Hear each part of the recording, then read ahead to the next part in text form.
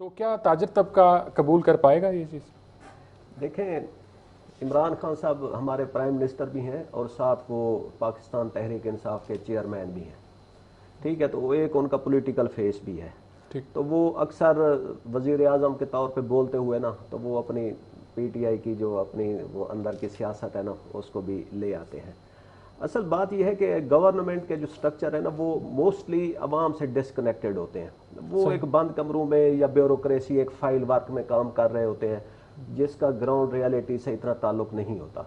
Doctor साहब ने एक बहुत इंपॉर्टेंट बात की कि हमें ये जो यूथ फोर्स अगर प्राइम मिनिस्टर इसको ला रहे हैं तो उसको जस्ट एज एक वॉच डॉग ग्रुप ले आए। पूरी दुनिया में कंज्यूमर के वॉच डॉग वो होते हैं, प्रेशर ग्रुप होते हैं। बिल्कुल सही। हमारे उसमें मुल्क में ना मीडिया वो किरदार अदा करता है, ना अपोजिशन वो किरदार अदा करती है, ना पब्लिक के उस ग्रास रूट लेवल पे इस तरह के वो हैं। अब अगर यही youth force price control committees हैं, मजिस्ट्रेट्स हैं, जब जो गवर्नेंस का जो भी स्ट्रक्चर है, उनके साथ मिल के उनको असिस्ट करे, जस्ट पॉइंट आउट करे, ठीक है।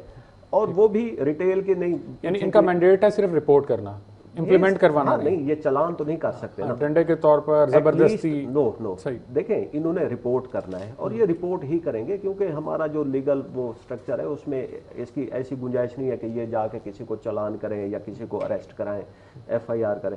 लेकिन एटलीस्ट सर वो डॉक्टर केस तो आपको पता है, जिस डॉक्टर को इस्तेसाल किया गया था यूथ टाइगर फोर्स की जानिब से। देखिए, इंडिविजुअल वो होते हैं, लेकिन हमें हमारे मुआशरे में, हमारी सोसाइटी में इस वक्त वॉच डॉग ग्रुप्स की बहुत अशद ज़रूरत है। ठीक है। अब वो उसको अगर ये लेबल करेंगे ना टाइगर फोर्स के साथ, तो उससे भी मसाइल पैदा होंगे। वो ओवरऑल पूरी पब्लिक को कहें कि वो आए सामने, कार्टल जो है उनको पॉइंट आउट करें, लोगों को बाइकआउट की वो करें कि ये अगर कोई कंज्यूमर कमेटीज बड़ा अच्छा कर रहा है। हाँ जी।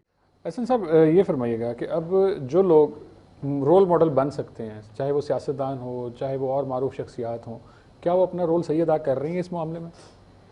देखिए, इस वक्त जो ओपिनियन है ना वो डिवाइडेड है। हमारे जो ओपिनियन मेकर्स हैं वो खुद, जैसे मियाँ साहब फरमा रहे हैं, ये कल परसों की बात है कि हमने इस पे बहुत सी कॉन्स्पेरेसी थ्योरीज बनाई कि ये दुश्मन की साजिश है, ये जो रजिस्ट्रेशन कर रहे हैं ये सारी प्रोफाइलिंग का वो बहाना है जी। और फिर हमारा मुल्क छोड़ें, उधर ट्रंप के उधर देख लें, उनका जो अपना, जब तक वो खुद शिकार नहीं हुए तो उनके पता नहीं चला कि भाई जो कोरोना है वो कितनी बड़ी रियलिटी है और कितना बड़ा दुश्मन है।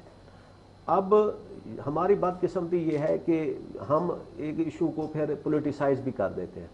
कोरोना जो है शुरू से वो एक कन्फ्लिक्ट बन गया, सेंटर वर्सेस सिंध ने ये स्टेप लेना, इमरान खान एक दूसरी लाइन पे खड़े थे, सिंध दूसरी, कंसेंसस नहीं था, कंसेंसस हम डेवलप ही नहीं कर सके। लेकिन फिर अब हो गया किसी लेवल तक, वो इमरान खान साहब के लोगों हुकूमतों ने नहीं सुनी, उन्होंने लॉकडाउन भी किया, स्मार्ट लॉकडाउन भी किया और बहुत अच्छी स्ट्रेटेजी रही। फिर वो जो अभी रिसर्च की बात कर रहे थे डॉक्टर साहब, ये अब जब ये 30 से नीचे वो टेम्परेचर जाएगा तो ये वो 28 दिन तक वो वायरस जो है ना वो जिंदा रहेगा, उसका लाइफ साइकिल बढ़ जाएगा। अगर हमने अब तक इस पे कोई गेन लिया है और पूरी दुनिया उसकी तारीफ कर रही है, तो वो सनशाइन था।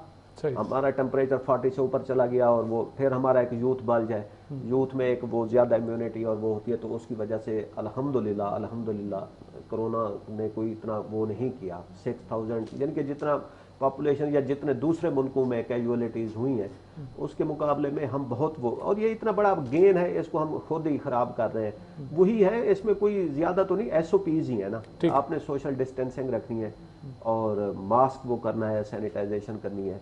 और दूसरा ये जो वर्क प्लेसेस हैं, बॉसेज हैं, उनको भी चाहिए। मैं वो यूनिवर्सिटी जाता हूँ तो उधर बाकी वो रश लगा होता है, तो अगर एक ऑनलाइन का एजुकेशन का मॉडल हमने एक एक्सपेरिमेंट किया और उसमें शुरू में मसाइल आए लेकिन वो इम्प्रूव हो रहा था। इसी तरह वर्क प्लेसेस भी थी, वर्क फ्रॉम होम का बहुत अच्छा एक हमारा तजर्बा रहा है, तो उसको दोबारा किसी हद तक हम एज्यूम कर लें। जब तक हाइप है तब तक इस किस्म की हमें इकदाम लेने पड़ेंगे। अब सर नेक्स्ट अगर बात कर ली जाए, इस वक्त मुल्क में अक्सर यूटिलिटी स्टोर्स पर चीनी, आटा, अशिया ज़रूरिया जो है मैसर नहीं है। चीनी 9 रुपये फ़ी किलो महंगी हो चुकी है, आटा मिल नहीं रहा, लाखों टन गंदम हम जो है दरामद कर चुके हैं, उसके बावजूद आटा ना मिलना, ये लॉजिक को समझ आती? लॉजिक तो शुरू में ही ये इशू जो है ना मिस हैंडल हुआ है। और जब इनके पास हमारा जो टारगेट पूरा नहीं हुआ था तो हमने ज़बरदस्ती, हुकूमत ने लोगों के घरों से गंदम उठाई और उसकी मूवमेंट को बहुत स्ट्रिक्टली चेक किया।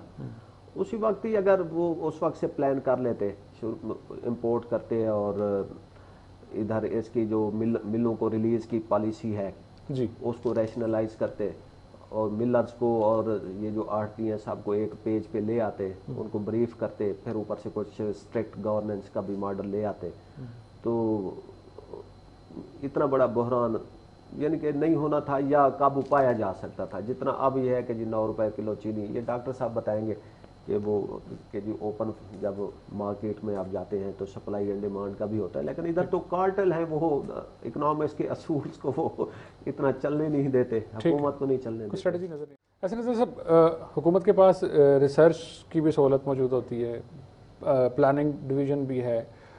क्या एक जो माफिया होता है वो इतना इफेक्टिव है, इतना स्मार्ट है कि वो इनकी की हुई सारी हिकमत अमली को सरपास करता है और वो अपनी हिकमत अमली को इम्पोज करता है, मार्केट में चीज़ों के रेट को रेगुलेट करता है और हुकूमत वहाँ पे बस दिखाई देती है? क्या हुकूमत की कोई प्लानिंग नहीं है, इतनी स्मार्टर वर्क नहीं किया जा सकता कि हम चीज़ों को बैलेंस रख सकें? हुकूमत सिर्फ नोटिफिकेशन इशू करने तक रह जाती है।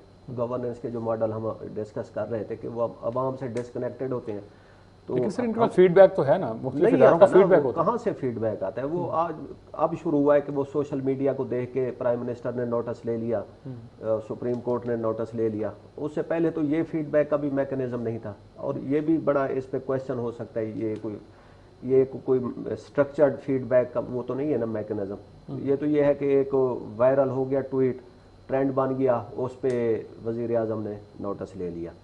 अब जहाँ तक माफियाज की बात है या एक्सप्लॉयटेशन की बात है, जब कंज्यूमर एंड कंज्यूमर उसको कोई चीज़ महंगी पहुँचती है तो फिर हम शोर मचाते हैं। अब एक वक्त आता है जब ये टमाटर, प्याज, आलू, ये किसान जो है ना वो सड़कों पे ऐसे ही फेंक रहे होते हैं, एहतजाज कर रहे होते हैं कि हमें स्पोर्ट प्राइस दें, हुकूमत हमें कुछ स्टोरेज की फैसिलिटी दे।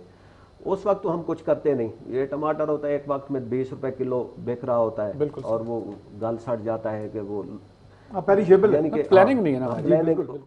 ऐसे सब अपोजिशन भी बार बार यही बात कहती है कि आप कंटेनर से उतर जाएं। इसका मतलब ये कि कंटेनर पे आप थे, एक सियासी जमात की रिप्रेजेंटेशन आप कर रहे थे, तो अपोजिशन को भी ये तासुर क्यों जा रहा है? वज़ीर आज़म जो है अपने ओहदे के तकाजे क्यों नहीं समझ पा रहे कि मैंने कैसे बैलेंस रखना है, सबको कैसे ये इंप्रेशन जाए कि मैं सबके साथ हूँ? ये अपोजिशन का एतराज़ किसी हद तक ठीक है कि जब आप अपोजिशन में होते हैं तो आपके जो पॉलिटिक्स का एक वो होता है, कलर होता है, लेकिन जब आप इक़्तिदार में आते हैं तो वो फिर आप सारी चीज़ें पीछे शेड करके विक्ट्री स्पीच में ही वो सारी चीज़ें पिछली ख़त्म करके एक आप नए दौर का आगाज़ करते हैं। बिल्कुल। हमारी आपने देखा कि जब उनकी पहली स्पीच थी वो ही एक बड़ी जारहाना और शेरी किस्म की स्पीच थी, तो वो ये वाकई वो अभी तक ना कंटेनर से नहीं उतरे, और उनकी ख्वाहिश अब यही है कि मैं कंटेनर से नहीं उतरा और अपोजिशन क्यों बाहर बैठी हुई थी या पार्लियामेंट में बैठ के कोई एजिटेशन या सियासत कर रहे थे, उन्होंने ज़बरदस्ती उनको भी कंटेनर पे खड़ा कर दिया है। अब जहाँ तक ये बात है सुप्रीम कोर्ट के नोटिस की, देखें ये वैसे तो शायद हल हो जाएगा, कोई इतना वो नहीं है, लेकिन इस तरह के नोटिस से गवर्नेंस हिल जाती है। गवर्नमेंट सुबह आप देखना पूरे न्यूज़पेपर में या मीडिया में अब यही हेडलाइन चल रही होती है, बल्कि बैनर हेडलाइन भी हो सकती है। हाँ, तो इस तरह के उससे ना गवर्नमेंट हर पता नहीं क्या ये जो मॉडल शुरू हुआ था इफ्तिखार चौधरी साहब के, उससे उन्होंने पूरे उस वक्त की गवर्नमेंट को पैरालाइज कर दिया था, चलने नहीं दिया था। सही। उसके बाद फिर उनके एक और सक्सेसर आए, उन्होंने भी आके ये जो पिछले थे चीफ जस्टिस साहब, उन्होंने भी इस तरह आके किया। अब हमारी तो गुजारिश है कि जो हुकूमत को अपना काम करने दें और इस तरह के नोटिस से जो है ज़रा ठीक। अच्छा सर, एक खुशाइन खबर तो ये है कि लाहौर मोटरवे केस का, गैंग रेप केस का जो मरकजी मुलज़िम आबिद है उसको फैसलाबाद से गिरफ्तार कर लिया गया है, तो शफकत पहले गिरफ्तार है, तो अब शायद ये केस जो है सॉल्व हो जाता है। क्या कहेंगे इस पर? देखिए, मैं पहले दिन से कह रहा था कि पुलिस को टाइम दें, और मीडिया ने उस पर बहुत प्रेशर रखा हुआ था कि जी पुलिस नाअहल है, वो नहीं कर रही। पुलिस जो काम करना चाहती है वो कर लेती है। अगर उनको सही एक प्रेशर भी रखा जाए और सही उनको फैसिलिटीज दी जाए, सही टास्क दिया जाए, अब उनको अप्रिसिएशन भी अगर वही सही मिले, पॉजिटिव फीडबैक मिले, तो इससे ये है कि हमारी पुलिस ये प्रूव कर रही है कि वो एक जो भी काम अगर मुश्किल से मुश्किल केस भी हो ना तो उसको सॉल्व करने की सलाहियत रखते हैं। इवन कोरोना में पुलिस का बहुत अहम किरदार है। उन्होंने वो लोग पकड़े कि जिनकी रिपोर्ट आगे पॉजिटिव है और वो सब बस में सफ़र कर रहा था, उन्होंने देखा कि उसने ऑनलाइन बुकिंग कराई तो वो बस को ट्रैक किया और उसको मोटरवे पे ही पकड़ लिया। तो अब वक्त आ गया कि हमें पुलिस रिफॉर्म्स की तरफ तवज्जो देनी चाहिए और पुलिस के जो पॉजिटिव एक्ट्स हैं उनको अप्रिशिएट करना चाहिए। ऐसा नजर साहब, हुकूमत और अपोजिशन के दोनों के रहनुमा को अगर हम देखें तो नज़रिए की सियासत, एजेंडे की सियासत नज़र नहीं आती। अब सिर्फ इल्ज़ामात की सियासत ने जगह ले ली दोनों तरफ से। क्या रीज़न है इसके पीछे? इसके पीछे रीज़न तो पॉलिटिक्स ही है। वो मीडिया की कंजम्पशन के लिए, पब्लिक कंजम्पशन के लिए बातें की जाती हैं। शेख रशीद का बयान जो था वो भी जस्ट मीडिया पे खड़े होकर, उसके पीछे कोई रिसर्च या कोई एजेंसी की वार्निंग वो तो नहीं थे, या जिन इदारों का काम है वही वो करते। उन्होंने भी कह दिया। और ये जो सईद गनी साहब है, अब सईद गनी साहब एक सिंध हुकूमत में हैं, वो कह रहे हैं जी इसको शामिल तफ्तीश करें। भाई आप पुलिस को ऑर्डर करें कि वो पुलिस इस एंगल से देख ले। आप किससे ये मुतालबा कर रहे हैं? मीडिया से कर रहे हैं, कोर्ट से कर रहे हैं। आप अपनी जो जगह है, स्पेस है, वो दूसरों को दे रहे हैं। और वैसे पुलिस जो सिंध पुलिस का रिकॉर्ड है, इस तरह के हाई प्रोफाइल केसेस वो सॉल्व कर लेते हैं, बहुत अच्छा सॉल्व कर लेते हैं। तो ये गैर ज़रूरी किस्म का वो था बयान। और पॉलिटिशियंस को अब ये भी सीखना चाहिए कि गैर ज़रूरी बयानात पे जवाब देना है कि नहीं देना, और गैर ज़रूरी बयान से गुरेज भी करना चाहिए। असल में तो वो कमेंट कर रहे थे कि जी सिक्योरिटी हम नहीं दे सके, कि वो सुप्रीम कोर्ट ने उस पर बहुत बार लगा दी थी कि ऐसे हम सिक्योरिटी ना दें, पहले कमेटी असेस करेगी और वो करेगा। तो उन्होंने कहा जी वो कमेटी 9 महीने तक वो केस लेके बैठे रही, मौलाना साहब को वो सिक्योरिटी हम दे ही नहीं सकते। तो यहाँ से मसाइल।